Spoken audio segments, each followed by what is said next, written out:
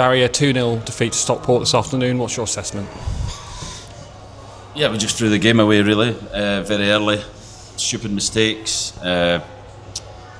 Gifted them 2 goals, one which looked offside, but we're still positionally poor as a back line for what we work on, and give ourselves a mountain of time against good teams. They know how to win games. That's why they are where they are in the league, and they shut up shop after that and make it really difficult for us to break them down. And I thought the game second half there was nothing really in the game. It was just I thought the ref could have blew up quicker and saved our legs for Tuesday, if I'm being honest, because we never threatened anything, we never gave any energy to the game, and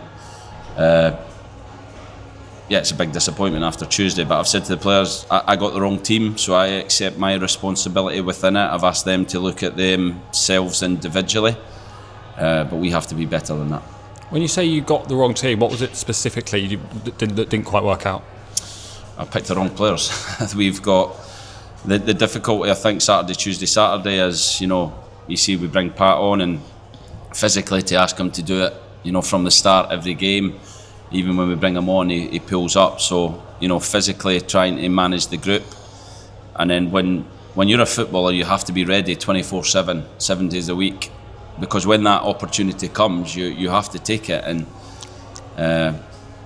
too many players didn't take it, but I accept my part in that. And I have to have a rethink, look at the group, and pick the right team on Tuesday. You mentioned Pat Jones there. Absolutely gutted for him. I think we all are, aren't we? Devastated for him. He's a fantastic lad who has worked so hard since he's came to us, but had injuries before that, and I'm conscious of managing his load, and he's played a lot for us in terms of what he has done previously at Huddersfield. So I think we've managed him and worked him really well to get him to the level, but it looks like a hamstring again. Fingers crossed it's not a big one. It could just be a 10 days, and sometimes that is a little warning shot of you need to be careful of your loads here. But I'm gutted for him because he's done extremely well recently, and I believe he's a player that if we can keep him fit, he has a big future. And we lost Ed as well. He went off with a bloodied face. You made the first half substitution as well. That's probably 3 substitutions out of the 5 that you probably didn't want to make at the time you made them. Yeah, I felt we had to first half. It wasn't good enough, and we have to change the game, change the dynamic within the team.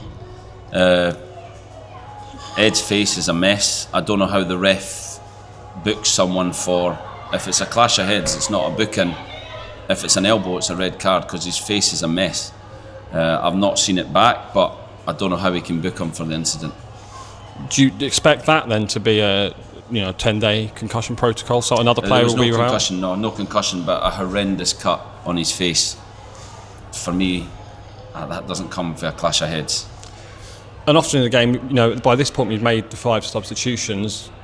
Usually in the game you'll want to bring someone on with 10-15 to go to make an impact, and you weren't able to do that because you were playing so long, probably 25-30 minutes with all subs made.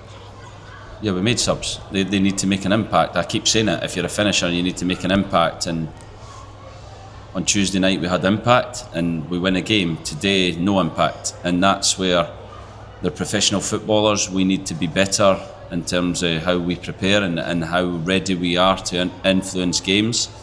But today, we made changes and it still didn't change the dynamic of the game.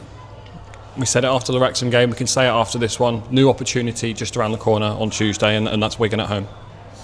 It is, but it can't keep happening. It's too often. We have one good game and then a little bit of a setback against bigger teams in the league.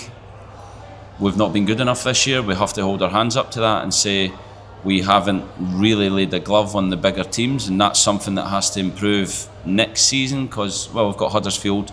There's probably the one last, but they're dropping out of that playoff push a little bit. But we need to be better against the bigger teams, and that's everyone.